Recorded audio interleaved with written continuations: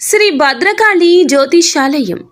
వ్యాపారం, చదువు, ఉద్యోగం, పిల్లల్లో జ్ఞాపక శక్తి, రాజకీయం, ప్రేమ, పెళ్లి, సంతానం, భార్యాభర్తల మధ్య కలహాలు, కుటుంబ సమస్యలు, ఆరోగ్య సమస్యలు, ప్రమోషన్, విదేశీ ప్రయాణం, లక్ష్మీ శాంతి, మనశ్శాంతి, భూ వివాదాలు, కోర్టు సమస్యలు, ఆర్థిక ఇబ్బందులు, కళ్యాణ దోషం, భయం, చేతబడి నివారణ, నరదిష్టి, నాగదోషం, చెడు దోషాలకు పరిష్కారం చెప్పబడును. స్త్రీ పురుష వశీకరణం చేయబడును. మీ సమస్యలకు శాశ్వత పరిష్కారమే మా లక్ష్యం. మీకు ఎటువంటి సమస్యలు ఉన్నా ఒక్కసారి మా గురువు గారు పివి శ్రీనివాసరాజు గారిని సంప్రదించండి. 24 సంవత్సరాల అనుభవం మా గురువు గారి సొంతం. నమ్మకంతో ఒక్కసారి కాల్ చేయండి. Phone number 9908806652. ఈ రోజున భయంకరమైన విషయాలు తెలుస్తాయి.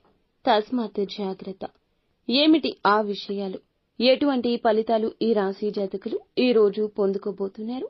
తదితర అన్ని వివరాలు వీడియోలో తెలుసుకుందామండి. వీడియో నచ్చితే తప్పకుండా ఒక చిన్న లైక్ చేసి మమ్మల్ని సపోర్ట్ చేయండి. ఇక ఆలస్యం లేకుండా వీడియోలోకి వచ్చేద్దాము. ఇక ఈ రాశి జాతకుల గురించి తెలుసుకోవాలి. ఏమీ ఆలోచించకుండా అపరిచిత వ్యక్తులను, బయట వ్యక్తులను ఈ రోజు నమ్మేస్తారు. వారి మాటల ప్రభావాన్ని కలిగింపచేసుకోవద్దు. ప్రతికూలంగా ఉంటుంది. మిమ్మల్ని, మీ కుటుంబాన్ని రక్షించుకోవడం ముఖ్యం. ఆహారం విషయంలో జాగ్రత్త. మానసికంగా కాస్త అశాంతి ఉండొచ్చు.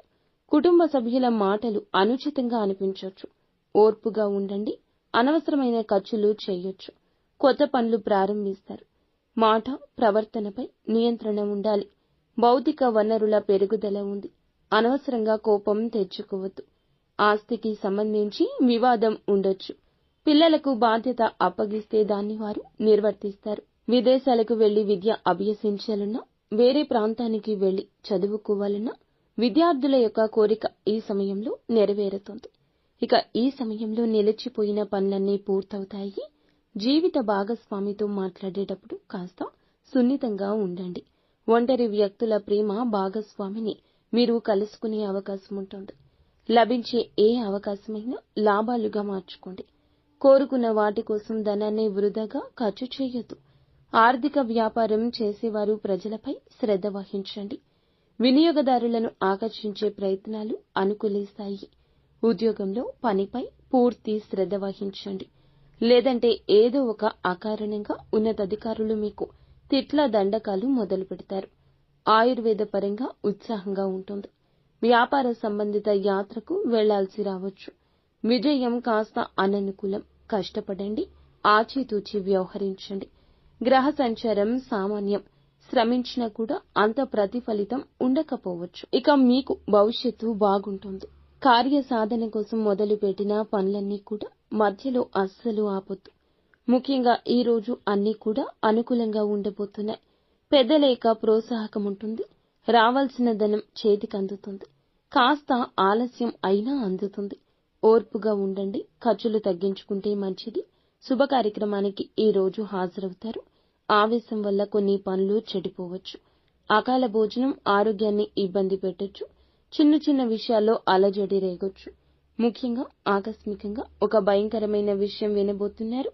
ఆరోగ్యపరంగా కావచ్చు, ఉద్యోగ పరంగా కావచ్చు, ఆదాయ పరంగా కావచ్చు. డబ్బు వచ్చే ఆదాయ మార్గం ఏదైనా మూసుకుపోబోతుంది. కొద్ది రోజుల్లో మార్పు రాబోతుంది అనే మాట వినొచ్చు. కానీ గుండె చెదిరిపోకూడదు. ధనం తగ్గినా ఎప్పటికైనా ధనం వస్తుంది. ఈ యొక్క మాట గుర్తుంచుకోండి. ఖచ్చితంగా ఈ వార్త అందొచ్చు.